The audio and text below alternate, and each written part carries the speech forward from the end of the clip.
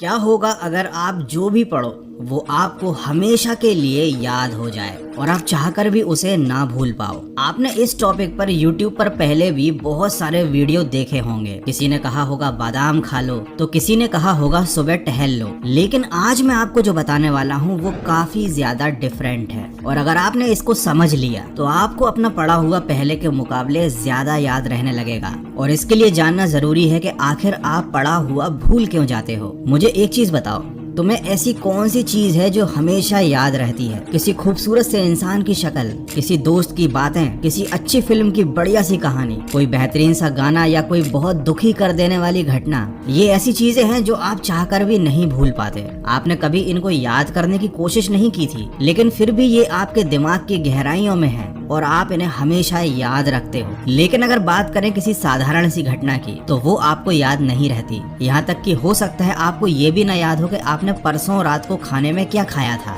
तो अब आपके साथ क्या हो रहा है? जो चीज आप याद नहीं भी रखना चाहते, दिमाग उसको याद रखता है क्योंकि उसको वो चीजें पसंद है, और जो आप दिमाग को याद रखवाना चाहते हो वो वह भूल जाता है। अब जानते हैं कि जो चीजें आपको याद रहती हैं उनमें कॉमन क्या है, भावनाओं से जुड़ी हुई हैं। और साथ ही एक और चीज है, ये सारी चीजें जो आपको याद रहती हैं ये इंटरेस्टिंग है। आपके दिमाग को इनमें मजा आता है। आपकी तारीफ हो या आपकी बुराई हो, वो आपको हमेशा याद रहती है क्योंकि वो आपकी भावनाओं से जुड़ जाती है, वो आपके लिए यादगार बन जाती है। अब आप पढ़ाई को इंटरेस्टिंग बना सकते हो या नहीं ये आपके हाथ में है, लेकिन आप पढ़ाई को भावनाओं के साथ जरूर जोड़ सकते हो, और उसका तरीका अब मैं आपको आगे बताने वाला हूँ। देखो, सबसे पहले आपको पढ़ाई को अपने इंटरेस्ट से जोड़ना पड़ेगा, क्योंकि जो चीज इंटरेस्टिंग होती है वो जरूर याद रहती है। अब आप कहोगे पढ़ाई में इंटरेस्ट नहीं है मुझे, इसीलिए कुछ भी याद नहीं होता। तो इंटरेस्ट जगाने का एक बहुत सिंपल सा तरीका है। देखो, आपको अगर कहीं पर भी जाना है तो आपको उस मंजिल में इंटरेस्ट होता है, ना कि रास्ते में। पढ़ाई एक रास्ता ही है जो आपको अपने गोल तक ले जाता है। अब अगर आपको अपनी पढ़ाई में इंटरेस्ट नहीं है, इसका मतलब ये है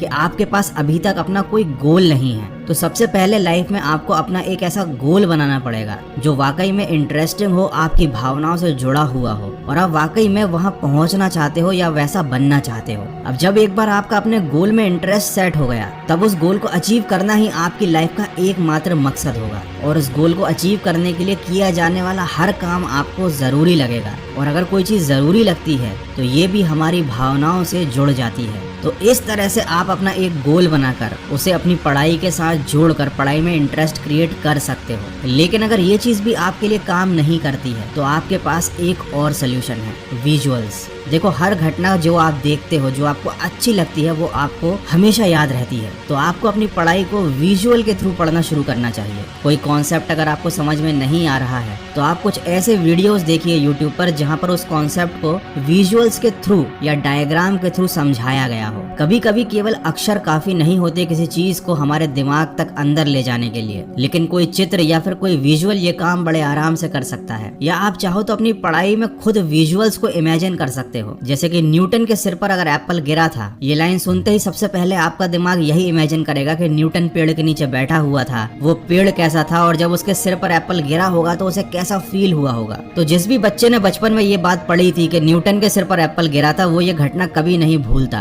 क्योंकि उसने इस चीज को इमेजिन किया था। इस घटना के मन में विजुअल्स बना लिए थे। तो अगर आप किसी चीज को याद रखना चाहते हो तो सबसे पहले पढ़ाई में इंटरेस्ट क्रिएट करो, अपना एक गोल बनाओ, और फिर उसके बाद विजुअल्स की हेल्प से, अपनी इमेजिनेशन की हेल्प से उस चीज को इतना इंटरेस्टिंग बना लो कि आप खुद उसे कभी ना भूल पाओ। ये दोनों चीजें काफी अजीब लग रही हैं, लेकिन आप एक बार अगर इन्हें करने की कोशिश करोगे तो ये बहुत मजेदार हैं। और जो चीज मजेदार होती है, आपके दिमाग को वो करने में बड़ा मजा आता है, वो चीज उसे हमेशा याद रहती है। तो आई होप कि आप जब पढ़ाई करने बैठोगे तो इस टेक्निक को एक बार यूज करके जरूर देखना। डेफिनेटली आपको इससे बहुत ज्यादा हेल्प मिलेगी। और अगर ऐसा हो तो मुझे पढ़ाई करने के बाद इस वीडियो पर वापस आकर कमेंट करके जरूर बताना। और अगर ये वीडियो आपको अच्छा लगा है, थोड़ा सा भी हेल्पफुल लगा है, तो इसको शेयर करना। मैं मिलूंगा आपसे अगले वीडियो में जो आपके जीवन में सकारात्मक ऊर्जा को भर दे और आपको दिखाए एक सही दिशा। सुनते रहिए मन की आवाज।